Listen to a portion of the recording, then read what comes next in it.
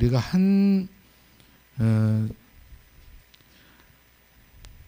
부르심의 한 소망 안에서 한 소망 안에서의 부르심, 우리가 하나의 그 소망을 가지고 모인 자들이잖아요. 여러분은 소망하는 바가 어떤 것을 소망을 하고 있는지 개개인마다 다 다를 거예요. 그런데 교회 안에서 우리를 부르신 이의 한 소망 안에서의 이 부르심은 다 같아야 되는 거예요. 그래서 개개인마다 소망하는 바는 다르지만 그러나 교회 안에서 그 하나가 되어진 소망을 이야기할 수 있어야 돼요. 여러분을 개개인을 따로 딱 불러가지고 소망이 뭡니까? 다르면 퇴출. 그게 같아야 된단 말이죠.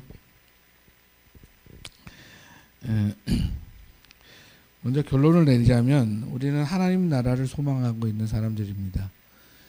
그래서 그 하나님 나라를 우리가 약속함으로 받고 하나님께서 우리를 사랑하셔서 그 사랑 안에 우리를 백성 삼아 주셔서 그 하나님 나라를 우리에게 소망을 주신 거죠.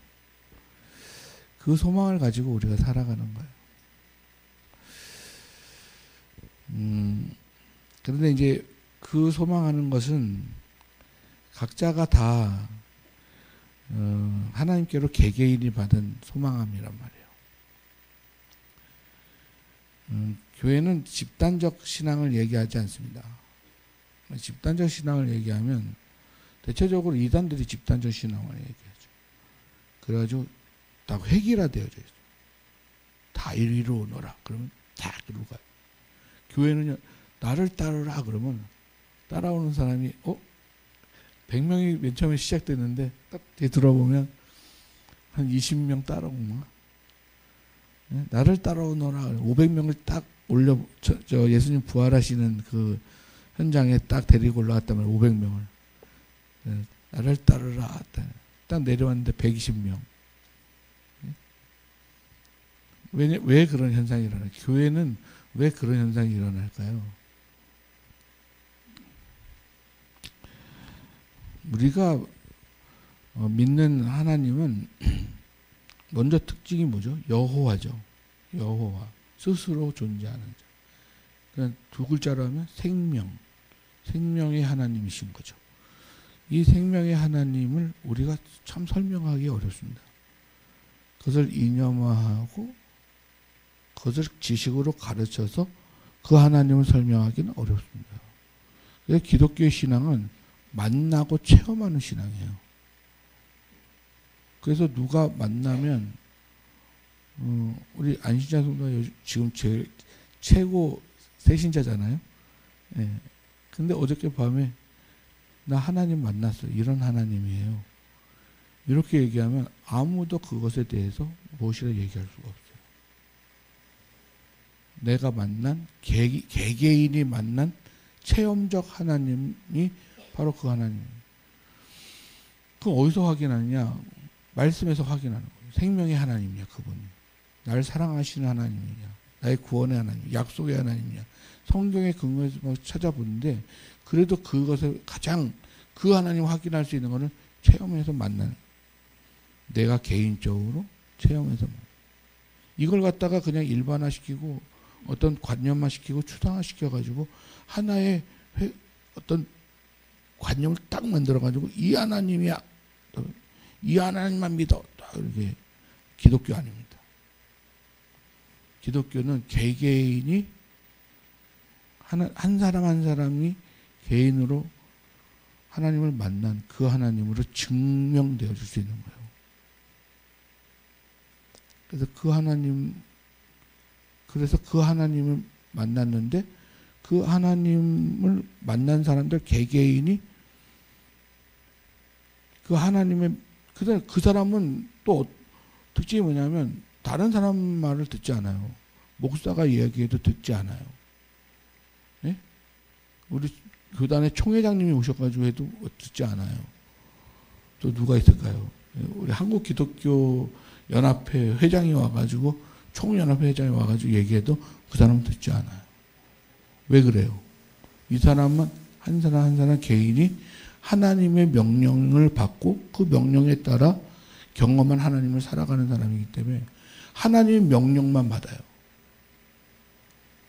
그렇기 때문에 나를 따르라 해도 듣지 않아요. 자신이 개인이 만난 말씀 속에 약속하신 하나님을 만나고 경험하는 거예요.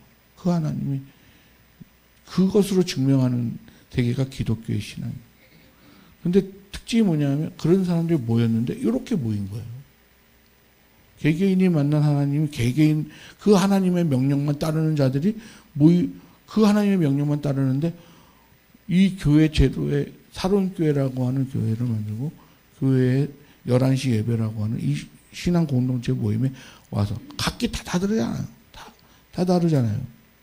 옆에 있는 사람이 요즘에는 나이가 많으신 분이 우리 젊은 친구들한테 뭐라 그래도 안 들어요. 뭐 젊은 사람이 어른들한테 얘기할 때 그건 당연히 안 듣죠. 뭐 조그만 게 어디서 그런 얘기를 듣지 않잖아요. 네? 그런데 누가 뭐라 그러지 않았는데 모이잖아요. 이렇게. 개개인이 하나님을 만나서 개인을 체험했는데 그 하나님을 만난 자들이 이 시간에 이 장소에 모이잖아요. 이게 하나의 회중이 돼가지고 하나의 공동체가 돼가지고 이게 모인단 말이에요. 그거는 무엇으로 가능하냐 하면 성령이 없이는 가능하지 않아요. 성령은 어떻게 증명하느냐는 참 힘든 일인데 영이잖아요. 그래서 영은 원래 바람이라는 거거든요. 그래서 바람은 어디서 나서 어디로 가는지도 모르는 게 바람이잖아요. 성령은 어디서 나서 어디로 가는지도 몰라요. 근데 성령이 하시는 일은 하나가 되게 하는 일이에요. 그러니까 각자 개인이 부르시면 다 각자가 하나님을 만나서 부르심을 받았는데 그 하나님의 한 뜻에 한 소망에 부르심을 받아서 여기에 모여있는 게 교회란 말이에요. 그래서 교회는 집단이 돼서는 안 돼요. 집단 제사가 돼서는 안 돼요. 개개인이 하나님을 만나고 그 하나님을 경험해서 만나야 돼요. 교회는 서열이 없죠. 계급이 없죠. 계층이 없잖아요. 어떤 신분이나 체제도 없어요. 그렇잖아요.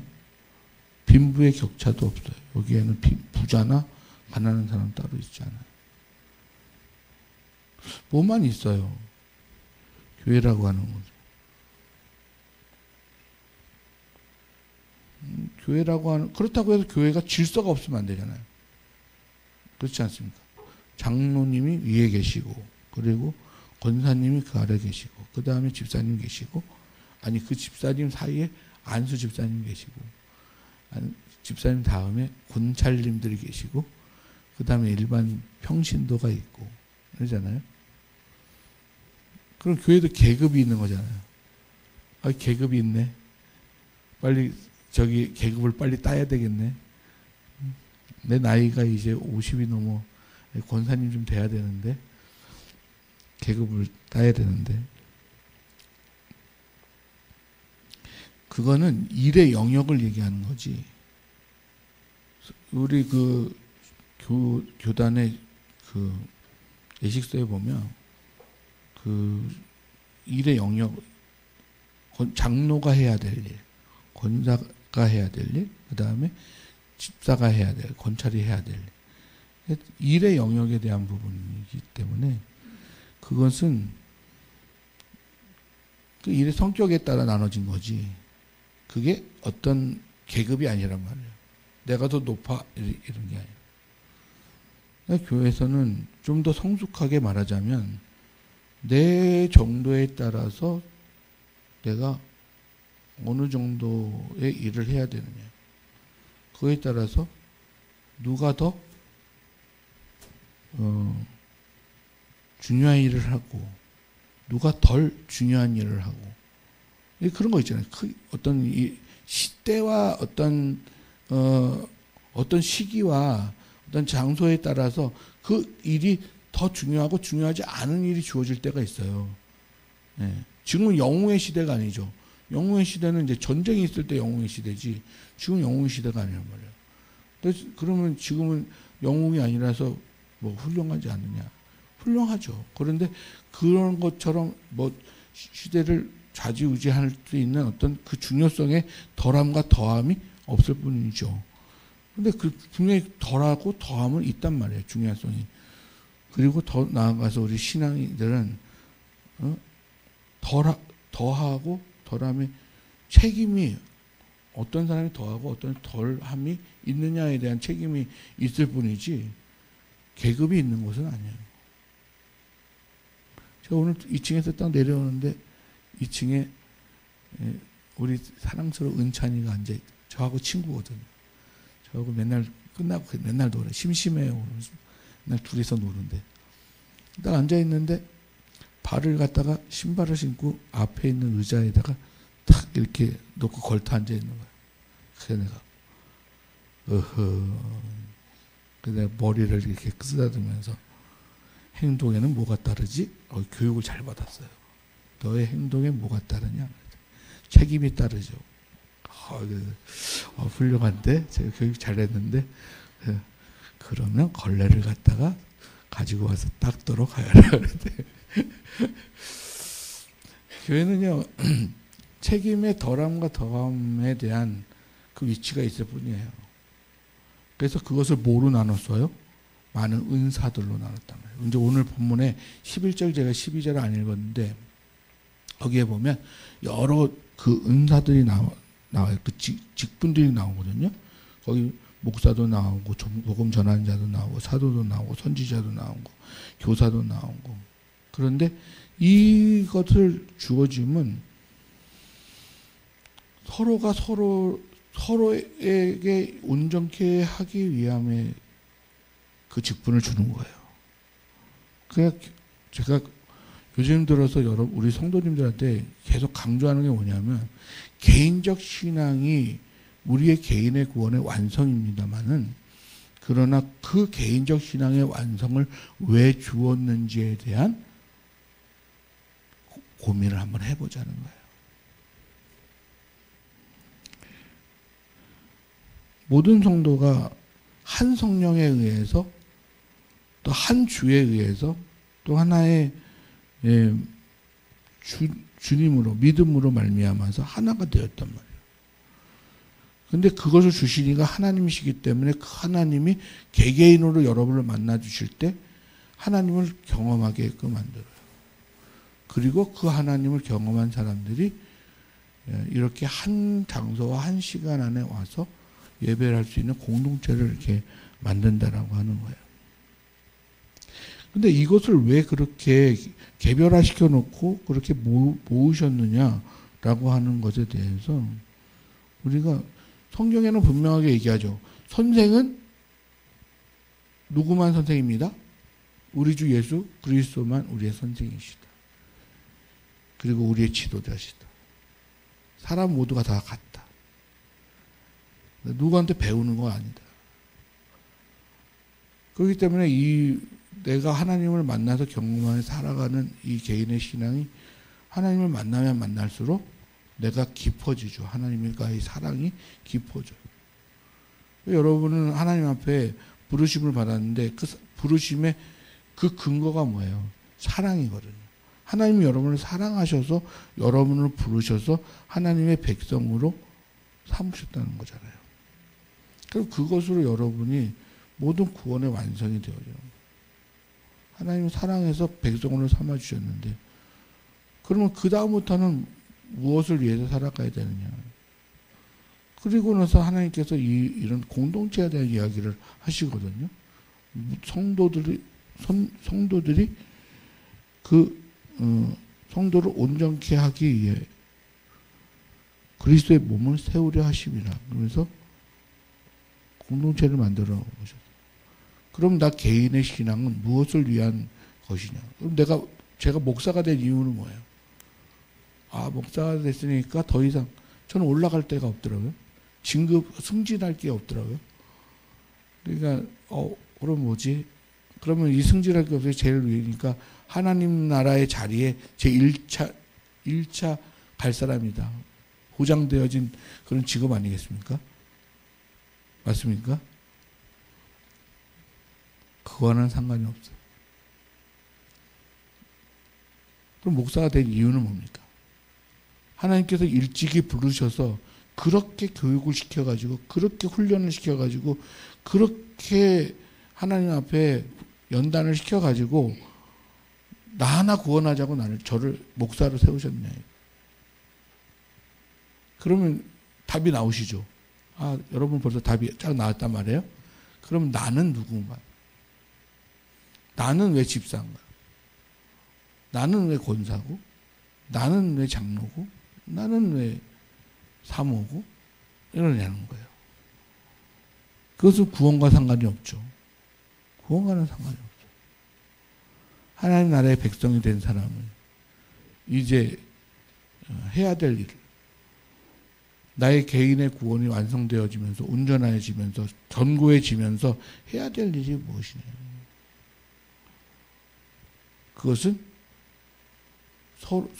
같이 있는 성도들을 견고하게 세우는 일을 해야 되는 거예요. 그래서 여러분을 세운 거예요. 여러분 옆에 있는 사람은 왜 오늘 거기에 앉혔느냐. 세우기 위해서 얹힌 거란 말이에요. 거기. 이거를 되게 무시하거든요. 여러분. 우연히 그냥 내 옆에 앉았네 이렇게 생각하시는데 하나님 우연이라는 게 없어요. 하나님이 오늘 여러분에게 행하신 그런 모든 일들이 하나님의 계획 안에 있다라고 하는 사실이에요. 거기에 내가 은혜 받고 사랑받고 하나님의 자녀가 된 자로서 내가 거기에 왜 있느냐? 왜 나를 그렇게 사랑하셨고 나를 그렇게 세웠느냐? 이 직분은 나에게, 이 은사는 나에게 왜 주었느냐라고 하는 문제를 고민해야 되는 거예요. 그러면 거기에서는 여러 가지가 나오게 되죠. 내가 나의 지금 옆에 있는 자들을 견고하게 세우기 위한 방법론이 여러 가지가 나오게 돼요. 어떤 사람은 그 사람을 열심히 무엇인가를 도와주고 챙겨주고 또 섬겨주는 어떤 그런 일을 하는가 하면 어떤 사람은 자기 자신의 삶을 조금 더 모범이 되게 하나님의 그러한 그 증거를 하기 위한 자기 자신을 좀 더 견고하게 신앙의 자세를 세울 필요가 있는 그런 일들도 해야 되는 거예요. 되게 조심해야 되는 문제죠. 또 어떤 사람은 신앙이라고 하는 문제를 가지고 오늘 제가 여러분한테 말씀드렸던 집단적 이 신앙이 되게 위험한 거거든요. 그러니까 결국은 여러분 이 세상 종교는요 딱 두 가지예요. 하나는 이 범신, 그러니까 자연을 숭배하는 자연의 어떤 신비, 샤머니즘이라고 하는 것을 그냥 숭배하고 신비에 빠져 있는 신비로 가는 증거하는 종교가 있고 하나는 여러분 잘 아는 이제 철학과 이성에 대한 것을 여러분 관념화 시켜가지고 여러분의 생각을 다 관념화 시켜가지고 공산주의, 공산이란 뭐냐? 그러니까 여기는 이제 지금 우리 같이 민주주의나 자본주의에서 잘 사는 사람들은 모르겠는데 옛날에 빈부의 격차가 있고 계급의 격차가 있고 막 너무 억울한 시대에 살았던 그런 시대가 있었잖아요. 그 일제 시대 때나 아니면 또 뭐 이런 식민지 시대에서 살았을 때 정말 억울하게 살아가는 그런 시대가 있었잖아요. 그럴 때에는 그런 생각을 한단 말이죠. 이념이 나와서 공산하자 이래요. 공산이란 뭐예요? 공동생산, 공동분배. 그래서 모든 사람을 똑같이 해서 부자가 있고 가난한 자가 없고 지금으로 얘기하면 빈익빈 부익부 현상이 일어나잖아요. 자본주의의 그 제일 단점이거든요. 부자는 계속 부자가 되고 돈을 벌고 부자가 세습이 되잖아요. 그러니까 이게 문제가 되어지는데 옛날 그 조선시대나 고려시대나 이런 삼국시대나 이런 때와 같이 계급이 나눠져 가지고 양반은 계속 양반이고 네? 노비는 계속 노비고 중인은 계속 중인이고 이런 것들 신분의 변화가 없는 이런 시대에 살고 있을 때는요. 그런 사람들한테는요. 6.25가 나가지고 공산합시다 딱 이러니까 갑자기 사람들이 마음에 그 이념을 막 실어 넣으니까 갑자기 죽창 들고 나와가지고 그냥 부자들을 다 죽이고 이런 일이 생기는 거예요. 이성이 무너져 버려요. 이성이.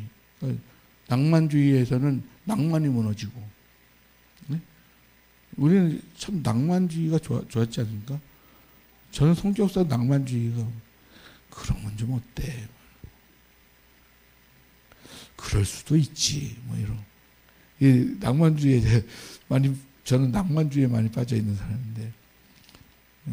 그런데 이제 실존주의적이고 경험주의적이고 경험하지 않은 것은 사실이 아니다. 이런 이념이 딱 와버리면 갑자기 공산합시다 그러면 갑자기 이성을 잃어버리고 낭만을 잃어버리고 양심을 잃어버려요. 그냥 그 이념으로 말미암아서 부모도 죽이고 형제도 죽이고 뭐 그동안 옆에서 맨날 같이 먹었던 친구도 죽이고 그 이념이 다 죽이는 거예요. 그거를 이제 종교화시켜요. 이념을 종교화시켜요. 종교화시키면 영혼까지 털어먹습니다. 그래서 제가 제발 이단에는 빠지지 마세요. 나는 그러면 영혼까지 털려먹어. 기독교는 그렇게 단체적 집단적 신앙을 요구하지 않아요. 목사의 신앙을 여러분한테 요구하지 않는다고요. 제가 체험한 하나님을 제가 증거하는데 여러분이 개인으로 체험한 그 하나님을 증거해서 그것이 동일하니까 여기 앉아 있는 거예요. 그렇지 않으면 여러분은 여기 앉아 있지 못해요. 기독교 성령이 같은 성령으로 거듭나고 알려주셨으니까 그 성령이 알려주신 대로 나를 여러분이 그 고백한 대로 저와 동일한 하나님을 믿으니까 동일한 소망을 가지고 있으니까 동일한 뜻이 있으니까 그렇게 여기에 모이게 되어지는 거죠. 그렇지 않으면 여기에 있을 수가 없다. 집단적 교회가 하나의 집단성을 갖게 되면 일하긴 좋죠. 하나 획일화 돼가지고 집단적으로 일하기는 좋아요. 그런데 그게 아니라 개인의 신앙이 무시돼 버립니다. 여러분과 저는 누구의 명령에 의해서 움직여요? 하나님의 명령에 의해서 움직입니다. 개인적 신앙이어야 돼요. 철저히 개인적 신앙이어야 돼요. 기독교는. 그런데 그 개인적 신앙이 고백이 동일한 자들이 모여서 오늘 예배를 드리고 있는 거예요. 그 뜻을 따라서. 그래서 여러분이 그것을 내가 그 개인적 신앙 속에서 만난 그 하나님을 증거하고 그러면서 자기가 점점 견고해지면서 하나님 앞에 더 성숙해가는 그러한 신앙이 되어지면서 내가 무엇을 해야 되는 이 땅의 존재 이유에 대한 것을 돌아볼 때 하나님의 그 나라 하나님이 세운 그 공동체에 그 성도들을 온전케 세우기 위한 그리스도의 몸을 세우기 위한 그러한 자로서의 머리 대신 그리스도가 각 지체들을 자신의 몸으로 삼으시고 그 지체들이 할 수 있는 그런 영향을 그러니까 마치 심장으로 그 혈액을 순환시켜 가지고 모든 지체가 살 수 있게 하는 그런 역할을 심장을 건강하게 하는 이유는 그 건강함으로 말미암아 각 지체들에게 유익함을 주기 위함이잖아요. 그것을 머리가 명령을 하는 거예요.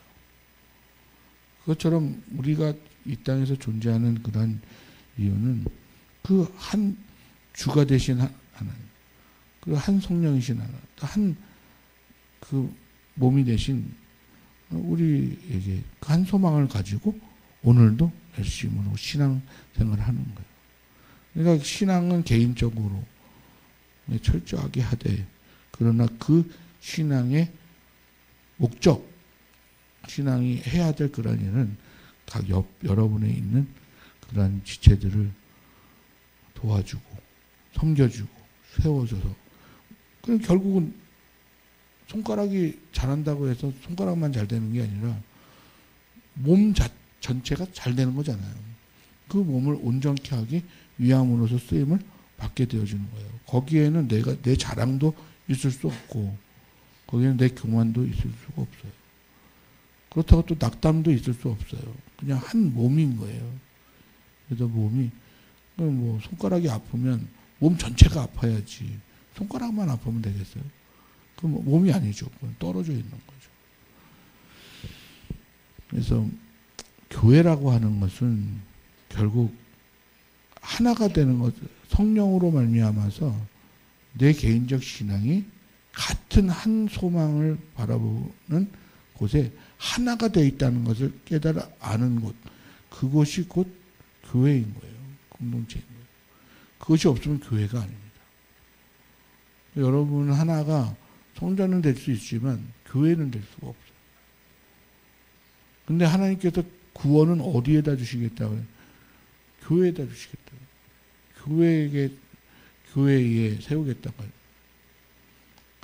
교회라고 하는 것이 마지막 보루예요. 이 시대의 마지막 보루인데 이 마지막 보루를 견고하게 세울 수 있는 것은 개개인이 경험한 하나님 안에서의 개개인이 서로가 그 몸을 이루기 위해서 자신의 일을 최선을 다해서 한 소망을 가지고 살아가는 그러한 일이 그 교회를 세우는 일이라고 하는 사실을 여러분 잊지 않으시기를 간절히 소망합니다.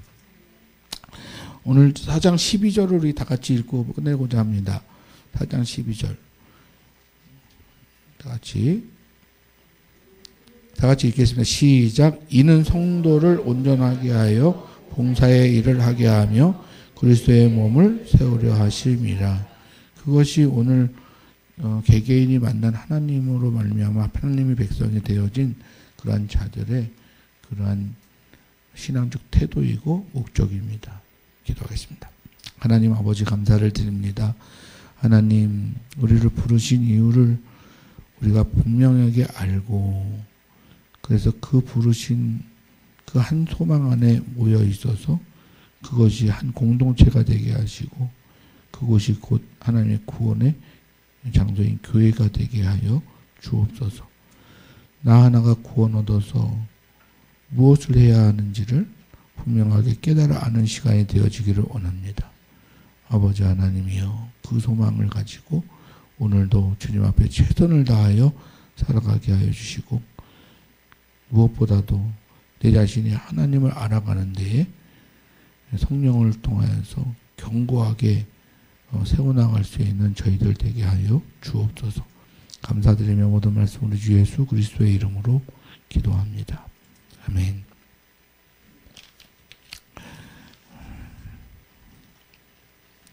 찬송가 520